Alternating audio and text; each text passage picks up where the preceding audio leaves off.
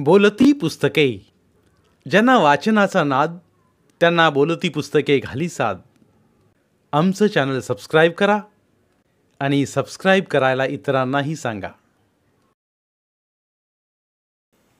नमस्कार श्रोते मित्र हो. बोलती पुस्तके सादर करत आहे लेखक श्री दशरथ माडभगत लिखित कथा भावबंध. रक्षाबंधन झाल्यावर गण्याने राखीचा कापूस पाठी पुसण्यासाठी तर रंगीत टिकल्या काडेपेटीत भरून त्याने दोन्ही वस्तू दप्तरात भरल्या. आदल्या दिवशी शाळेला सुट्टी असल्यामुळे त्याने काल संध्याकाळपर्यंतच बहिणीने बांधलेल्या राखीचे 3 तेरा करून फक्त हातात रंगीत दोरा तेवढा शिल्लक ठेवला होता. तुला म्हणलं होतं राखी जपून वापर म्हणून. नको म्हणताना पाण्यात हात घातलास. कुणी सांगितलं होतं नाही तो रिकामा उद्योग करूस. चल आता रिकाम्या हातानं साळस. बहिणीनं असं म्हटल्यावर गण्याला राखीचं महत्त्व समजलं. त्यानं दप्तरातील कापूस बाहेर काढला आणि जोडता येतो का ते पाहू लागला. तोडून मोडून आत्ता जोडूच लागला आहेस बापड्यागत तोंड करून. आणि इकडं म्हणत बहिणीने अक्काताईने गण्याकडील कापूस आणि टिकल्या आपल्याकडे घेऊन पुन्हा एकदा राखी तयार करण्याचा ती प्रयत्न करू लागली. परंतु काही केल्या तिला त्यातल्या त्यात राखी जोडता आली नाही. ईद वाटाच आहेस बघ तू. एका दिवसात राखीचं वाटोळं करून टाकलास बघ. तिनं रागानं गण्याकडे पाहिलं. परंतु राखी जोडता न आल्यानं ती मनानं हळवी झाली. कारण आज शाळेला सर्व मुले कालची राखी दिवसभर जपून वापरून रात्री झोपण्या अगोदर सुरक्षित जागी ठेवून आज शाळेत दाखवण्यासाठी हातात बांधून येणार होते. सारेच जण कोणाची राखी मोठी आहे हे पाहण्यासाठी कालच्यापेक्षा आज नटून थटून शाळेला निघाले होते. काहींच्या हातात 4-5 तर काहींच्या खोपरापर्यंत रंगीत राख्याच दिसत होत्या. चल आता रिकाम्या हातानं. दुसऱ्यांच्या हातातील राख्या बघून रड. किती वेळा सांगितलं होतं उद्या शाळेत जाताना राखी पाहिजे म्हणून. म्हणत अक्काताई गण्याच्या हाताला धरून शाळेला निघाली. गण्या 1 नाही की 2 गप्प गुम्यागत तिच्याबरोबर शाळेला निघाला. ती त्याला काल बऱ्याच वेळेला बोलली होती. परंतु उन्हाळ गण्या जुमानील तर खरं. मात्र आज त्याला बहीण काय आणि कशासाठी म्हणत होती याची त्याला जाणीव झाली. कल कसं बस आईकडनं 8 आणं आणि बाबाकडनं 8 आणं असं मिळून 1 रुपयाची राखी बाबाकडनं आणून घेतली. खरं तर माझंच चुकलं. 2 राख्या 8 आणायच्या आणून सांगूच पाहिजे होत्या. मी तेच म्हणतो एकीच्या बदली 2 आणि 3 तर बरं होईल. मगापासून नुसता ऐकणारा गण्या कसा बसा बोलला. गप बस. नीट सांभाळून ठेवूच नको. 4 बांधितो तरी सगळ्यांची विल्हेवाट लावून तू मोकळा होईतास. निदान 2 दिवस तरी ठेवूशी होतास. बाकीच्या पोरांचे 8-8 दिवस तशाच्या तशा राहत्यात. अक्काताई गण्याच्या हाताला धरून शाळा जवळ करीत होती. तर गण्या चुटपुटत बहिणीचे बोलणे ऐकत तिच्याबरोबर पाय ओढत चालला होता. शाळेत गेल्यावर इतर पोरांच्या राख्या पाहून गण्याचा हिरमोड झाला. तर एकट्या भावाचाच रिकामा हात पाहून अक्काताई खिन्न झाली. अक्काताई 4थीला तर गण्या 1लीला शिकत होता. गण्याचा हात रिकामा पाहून का ग बांधूच नाहीस गण्यास राखी. 4थीच्या वर्गातील अक्काताईची मैत्रीण तिला म्हणाली. हाताच्या तळव्या एवढी राखी कल बांधलेली ग. खरं त्यानं कलच्या कल तिचं वाटोळं लावून रिकामा झालाय आणि आज इतरांच्या राख्या बघून तोंड बारीक करून बसलाय. मुली आपल्या आपल्यात बोलत असताना मास्तर शाळेत हजर झाले. बाहेर पडणाऱ्या पावसामुळे ते भिजून आले होते. मास्तर दिसताच शाळेच्या वळचणीला हुडदुड्या मारणारी मुलं व्हरांड्यात जमा झाली. अरे ओल्या पावलांनी कशाला नाचताय. पुरी शाळा ओली करून टाकलात. आज अशा ओलीवरच बसणार काय. चला पाहू वर्गात. चला आपल्या आपल्या जागेवर जाऊन बसा. असं म्हणत त्याने हातातली छत्री बंद केली आणि भिजलेले डोके रुमालाने पुसत आपल्या खुर्चीत जाऊन बसले. चला चला आपल्या आपल्या जागेवर जाऊन बसा. पटकन बसा. अजून कोणी बाहेर आहे का. आले का सगळे. दंगा नको दंगा नको. असं म्हणत मास्तरांनी टेबलाचा ड्रॉवर उघडला आणि पुन्हा बंद केला. कपाट उघडलं. काठी टेबलवर ठेवली. कपाटातील हजेरी बुक टेबलवर ठेवलं. हे सगळं ठेवून झाल्यावर कपाट बंद करून काठी टेबलावर आपटली. काठीच्या छम्म आवाजाने किलबिलणारा वर्ग चिडे चुप होऊन मास्तरांकडे पाहू लागला. मुले मास्तरांच्या बोलण्याला घाबरत नव्हती, मात्र काठीच्या प्रसादाला घाबरून चळचळून मुतत होती. 11 वाजले आणि प्रार्थना सुरू झाली. प्रार्थना आणि हजेरी झाल्यावर ते मुलांच्या राख्या पाहू लागले. उठ रे, किती राख्या बांधून आलास? पुढे बसल्या पहिलीतील यल्ल्याला मास्तराने प्रश्न केला. 1 बांधून आले गुरुजी, म्हणत यल्ल्या उभा राहिला आणि पुढे जाऊन त्यानं मास्तरांना राखी दाखवली. मोठी आहे की रे, चांगली जपून ठेवलास बघ. म्हणत डाव्या हाताच्या मनगटाने नाक पुसत यल्ल्या जागेवर जाऊन बसला. मन्या म्हणण्या अगोदर मन्या जागेवर उठून उभा होता, कारण आता त्याचाच नंबर होता. दोन आहेत गुरुजी. मन्या, शाबास. 1 मोठी 1 छोटी. तुझ्या दोन्ही पण राख्या चांगल्या आहेत बघ. कोणी कोणी बांधले रे? मन्याने आपल्या दोन्ही मावस बहिणींची नावं सांगून जागेवर जाऊन बसला. गण्या, असे मास्तरांनी नाव पुकारताच गण्या गप्प उठून जागेवर उभा राहिला. गप्पच सोंब्यासारखा उभा करायलास? तुझ्या राख्या दाखव पाहू. तरीही गण्या गप्पच. त्यानं हात वर केला नाही. पायाला मुंग्या आल्यात काय रे तुझ्या? तू इकडे पाहू या. गण्यानं जागेवरून नाईलाजावस्त्र हात वर केला. हातात राखी नसल्यानं तो हिरपुसला होता. काय झालं? राखी बांधला नाहीस? बांधलेली खरं गुरुजी. त्याला मी 1 रुपयाची राखी बांधलेली, परंतु त्यानं कालच्या कालच इसकटून टाकल्यान. गण्या गप्प उभा राहिला पाहून अक्काताई उभं राहून गुरुजींना सांगू लागली. तू बांधली होतीस त्याला? होय गुरुजी, काल सकाळी बांधली होती. लेका, कालच्या काल राखीची तोडमोड करून रिकाम्या हाताने शाळेत आलास होई? गुरुजी गण्याकडे पाहत म्हणाले. खाल्लास की काय रे? बैस खाली. गुरुजी, गण्यानं राखीचा कापूस पाटी पुसून आणल्या नाही आणि रंगीत चकत्या बी त्याच्या दप्तरात आहेत. पुढील माहिती यल्ल्यानं गुरुजींना दिली. तुला कसे माहीत? मी मगाशी त्याच्या दप्तरात पाहिल्या. तू लई शान आहेस बघ. बैस खाली, म्हणत उभ्या राहिल्या यल्ल्याला मास्तर म्हणाले. कापूस तरी आहे ना शिल्लक? गुरुजी गण्याला विचारू लागले. हाय की. गण्या, ते एक बरं केलास. पाठीवर थुंकायचं आणि कापसानं पुसायचं. अशा प्रकारे त्यांनी सर्व वर्गातील मुलांच्या राख्या पाहिल्या. सर्वांच्या हातात 1-2 तरी राख्या होत्या, मात्र गण्याचाच हात रिकामा होता. गण्याचा चेहरा मास्तरांना पाहत नव्हता. त्यांनी आपल्या हाताकडे पाहिलं. त्यांचाही हात रिकामाच होता. राखी वेळेवर पोचली नाही. पोचेल पोस्टानं. यायला थोडा वेळ लागेलच. स्वतःशीच पुटपुटत मास्तर हळवे झाले. ते नोकरीला गावापासून दूर असल्यामुळे त्यांची राखी पोस्टानं यायची होती. बहिणीने पाठवली राखी पोचल्यावर ते बांधून सण साजरा करणार होते. अक्काताई, इकडे ये पाहू, म्हणत त्याने अक्काताईला बोलावलं. काय केलं गण्यानं राखीचं? तो राखी बांधून ढोरांकडे गेला. पावसाच्या पाण्यात त्याची राखी भिजली आणि कालच्या कालच त्यानं खराब करून टाकल्यानं.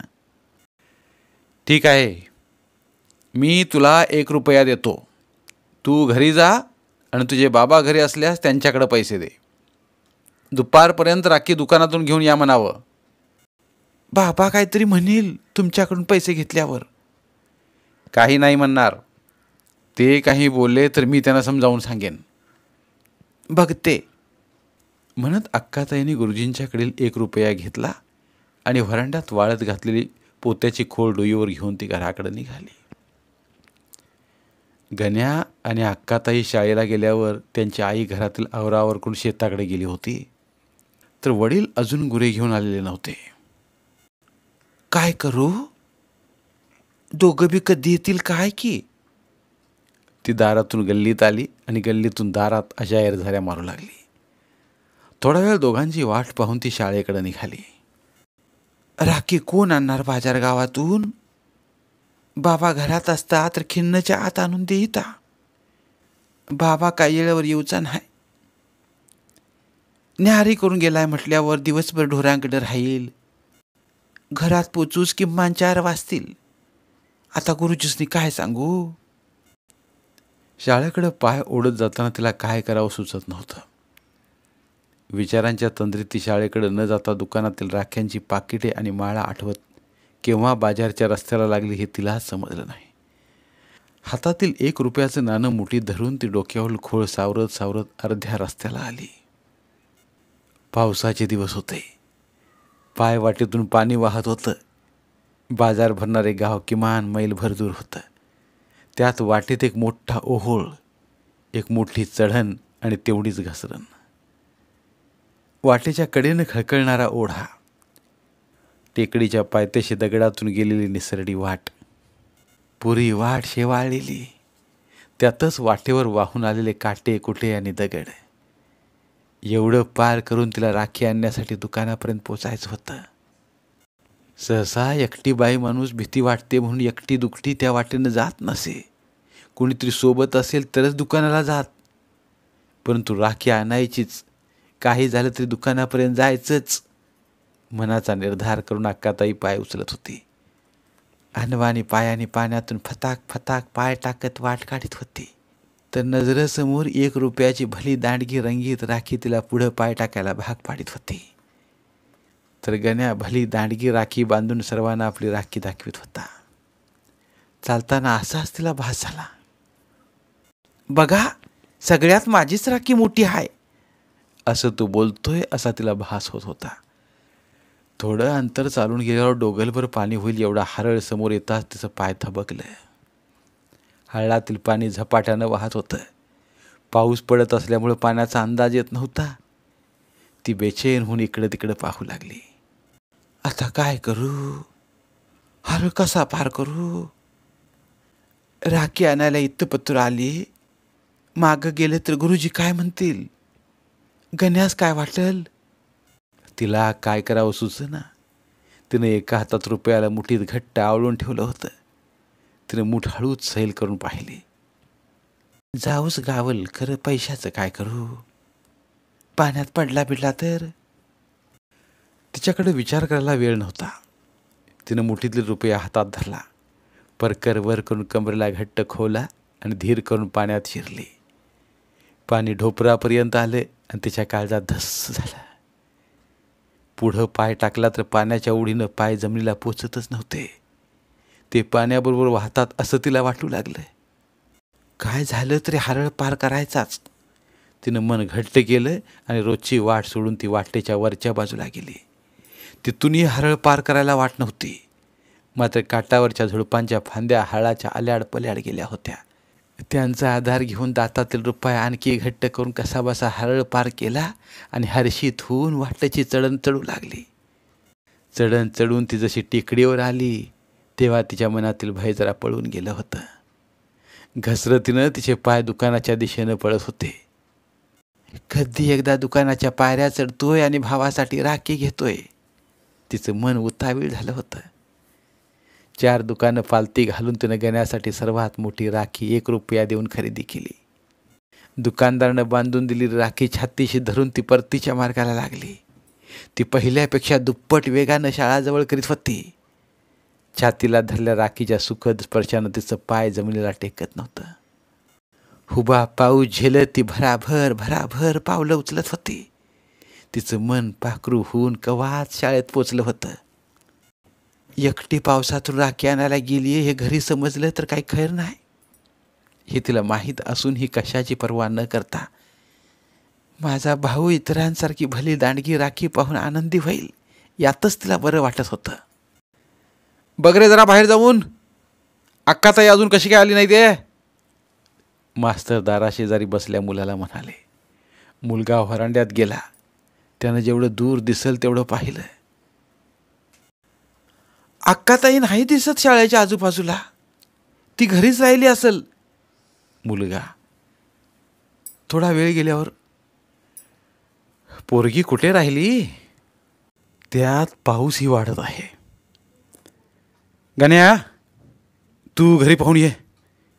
तिच्यासारखं तूही पाऊस आहे म्हणून शेकुटला बसू नकोस. येते वेळी तुझ्या बहिणाबाईलाही घेऊन ये. जा पळ. अक्का घरी नाही आणि आई बाबा पण घरी नाहीत. गण्या गेल्या पावली परत आला. आई वडील? बाबा सकाळीच ढोराकनी गेलाय. आई शेताकडं. अक्का घराकडे नाही म्हटल्यावर तीच राखी आणूस गेली असेल. अक्काताई एवढ्या दूर जायची नाही. कदाचित ती आईला सुप्तीला घेऊन गेली असावी असा अंदाज करून मास्तर मुलांना शिकवू लागले. मात्र त्यांचं लक्ष शिकविण्यात नव्हतं. ते अधेमध्ये बाहेर जाऊन व्हरांड्यातून अक्काताई दिसते का ते पाहत होते. आईबरोबर ही पण राखी आणायला गेली असावी ते स्वतःला समजावत होते. मात्र त्यांचं मन त्यांना स्वस्थ बसू देत नव्हतं. चला थोडे पाहूनच येऊ म्हणत ते छत्री घेऊन बाहेर पडले. अक्काताई वाटेत आत्ता दिसेल नंतर दिसेल असं करत तेही अर्ध्या वाटेपर्यंत चालून आले. पुढे हरळ त्यांची वाट अडवून उभा होता. मास्तर पाण्याकडे पाहत गप्प उभे राहिले. इतकं पाणी पाहून त्यांच्या काळजात धस झालं. एकटी तर गेली नसावी ना. एकटी कशी जाईल एवढ्या पाण्यातून? कोणी ना कोणी तिच्या सोबतीला असणार. एवढा वेळ झाला तरी ती शाळेला आली नाही म्हटल्यावर नक्कीच ती राखी आणायला गेली असेल. स्वतःच्याच मनात उठणाऱ्या तर्कवितर्कांना समजावत त्यांनी कसावासा हरळ पार केला.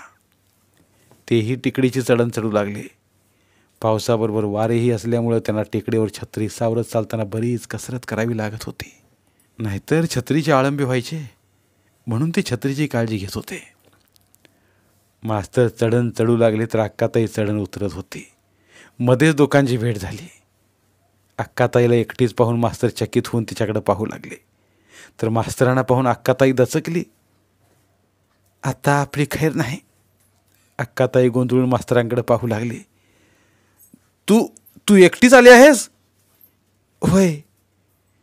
एवढ्या पावसातून? घरात कोणीच नव्हतं म्हणून मीच आली. पुरी तू खुळी की शानी म्हणायची. या हाळातून वाहून गेली असतीस तर केवढ्यास पडली असती ही राखीची उसाभर. तुझ्या घरातील काय म्हणतील याचा विचार तरी केलीस का जाण्या अगोदर? मी आई बाबांना नाही सांगणार. सांगणं न सांगणं हे नंतरचं. पण काही बरं वाईट झालं असतं तर कसं होईल? मी बरोबर गेले आणि आलेही. एवढ्या पावसातून तू एकटीच कशी गेलीस हाच मला प्रश्न पडला आहे. वाटेवरच्या हळातील पाणी पाहून मीही घाबरलो. मी रोजच्या वाटेनं हळातून येऊच नाही. वरच्या गोंडातून हरळ पार केला. धन्य आई, धन्य आहेस. पुरी परत असले धाडस करू नकोस. परत असं नाही करणार. असं म्हणत गुरुजींच्या काकेत बसून अक्काताईने हरळ पार केला आणि दोघेही भिजून भागून शाळेत पोचले. पुरी भिजली आहेस. घरी जाऊन कपडे बदलून ये जा. ही राखी टेबलवर ठेव. तू आल्यानंतर बांधू. अक्काताईला तर राहवत नव्हतं. ती वायू वेगाने घरी पोचली आणि कपडे बदलून शाळेत पोचली. साऱ्या मुलांचं लक्ष अक्काताईनं ठेवल्या पुडीकडे होतं. जो तो काही दिसतं का ते पाहण्यासाठी उगाचच उठत होता. मुलांचे उठण्याचे बहाणे पाहत मास्तर खुर्चीत स्वस्थ बसून होते. मास्तराने अक्काताई आणि गण्याला समोर बोलवून घेतलं आणि तिच्या हातात राखी देऊन भावाला राखी बांधायला सांगितलं. एवढी मोठी राखी बांधते, इदवाट्यासारखी खराब केलास तर बघ. अक्काताई गण्याकडे पाहत स्वतःशीच पुटपुटत होती. अक्काताईने गण्याला राखी बांधली आणि गुरुजींनी टाळ्या वाजवताच मुलांनीही त्यांचं अनुकरण केलं. आपल्या हातातील भली दांडगी राखी पाहून गण्याचा आनंद ओसंडून वाहू लागला. इतर मुलांच्या हातातील राखीच्या मानानं गण्याचीच राखी मोठी होती. त्यानंतर गण्याचं लक्ष अभ्यासाकडे नव्हतं. तो ती राखी आणि रंगीत टिकल्या राखीचा झिरमिरीत कागद यात पुरा घडवून गेला होता. मास्तराने पुऱ्या वर्गावर नजर फिरवली. त्यांना पुरा वर्ग हसरा वाटत होता. भावाच्या आनंदासाठी चिमुकल्या बहिणीने निसर्गाचे अडथळे पार करून राखी आणली आणि ती सुखरूप आल्याचं पाहून त्यांना तिचे फार कौतुक वाटत होते. 2 भावंडातील भावबंध पाहून मास्तरही लहानग्यासारखे होऊन आपल्या रिकाम्या हाताकडे पाहत राखीची वाट पाहू लागले. योगायोगाने पोस्टमन शाळेच्या पायऱ्या चढत व्हरांड्यातून वर येत होता. नमस्कार गुरुजी. नमस्कार. पार्सल लेट झाले वाटतं यावर्षी, नाहीतर सणा अगोदरच येत असे. पोस्टमन. एखादा दिवस लेट झाले. हे घ्या म्हणत पोस्टमनने पार्सल मास्तरांच्या हाती सुपूर्द केले आणि तो निघून गेला. मुलांनो, माझी पण राखी आली. गावाकडून बहिणाबाईने पाठवली आहे म्हणत उतावळ होऊन त्यांनी पाकिटातील राखी सर्वांना दाखवली. गुरुजींची गावाकडून आलेली राखी पाहून मुले खुश झाली. पाहिली का सर्वांनी? होय गुरुजी, मुले उत्साहित होऊन म्हणाली. अक्काताई इकडे पाहू म्हणत त्यांनी पुन्हा एकदा अक्काताईला पुढे बोलावले. अक्काताई गुरुजींना राखी बांधत होती आणि सर्व मुले टाळ्या वाजवत रक्षाबंधन साजरा करीत होते. त्यांच्या हातातील राखी पाहून मुले आनंदित झाली. मुलांच्या प्रेमाने गुरुजी भावुक होऊन चिमुकल्यांचे हसरे चेहरे हृदयात साठवू लागले. अक्काताईने एक वेळ गण्याकडे पाहिलं. शाळेला येतेवेळी गण्याचा चेहरा आणि हातातील भली दांडगी राखी पाहून आता खुललेला चेहरा यातील फरक ती पाहत होती. तर मास्तर अक्काताई आणि गण्याकडे पाहत ते आपल्या बालपणात हरकून गेले होते. धन्यवाद. पुन्हा भेटूया एका नवीन कथेसह. मराठीतील प्रतिभावंत लेखकांचं साहित्य, कथा, कादंबऱ्या ऐकण्यासाठी आमचं बोलती पुस्तके हे चॅनल सबस्क्राईब करा आणि मराठी साहित्याचा प्रसार करण्यासाठी प्रत्येक मराठी माणसाला सबस्क्राईब करण्यासाठी आवाहन करा आणि बोलती पुस्तके या साहित्य चळवळीत सहभागी व्हा. आपले पुन्हा एकदा धन्यवाद.